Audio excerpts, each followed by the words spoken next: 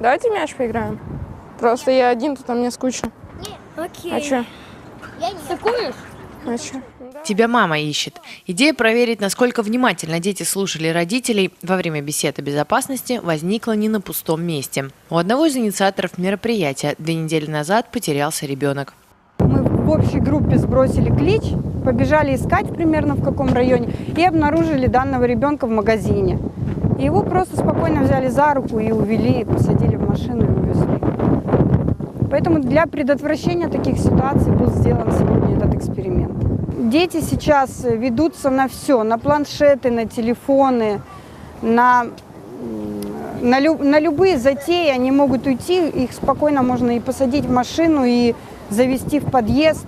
Со всеми детьми-участниками родители неоднократно разговаривали на тему личной безопасности. Как показал эксперимент, в стрессовой ситуации об услышанном малыши забывают.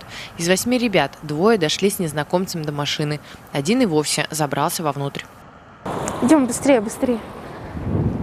Идем быстрее, пока не смотрят. Покажем котят.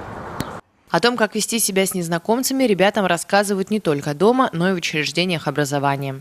Как правило, с детьми проводятся беседы о том, как вести себя правильно, если остаешься один дома. О том, что нельзя, находясь в общественном месте, общаться с незнакомыми людьми, уходить с ними куда-то, садиться в машину под любым предлогом, уходить с того места, где тебя оставили родители. Психологи выделяют 3 самых эффективных способа защитить свое чадо.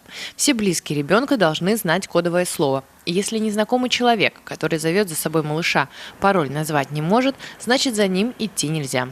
Там маме в магазине стало плохо. Пошлите скорее, машина ждет вас к маме отвезти. Кодовое слово. Кодовое слово? Да. Пожалуйста. Нет. Нет? Нет. А какое кодовое? Не скажу. Установив маяк на телефоне, родители смогут в любой момент определить местоположение ребенка, а принимая участие в тренингах, повысить его безопасность в несколько раз. Тренинги – это упражнения, которые позволяют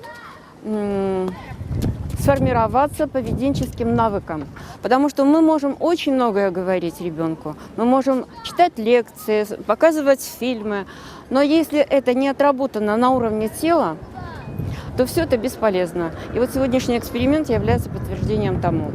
То есть все это должно отрабатываться и доводиться до автоматизма. Только в этом случае наши дети будут в безопасности.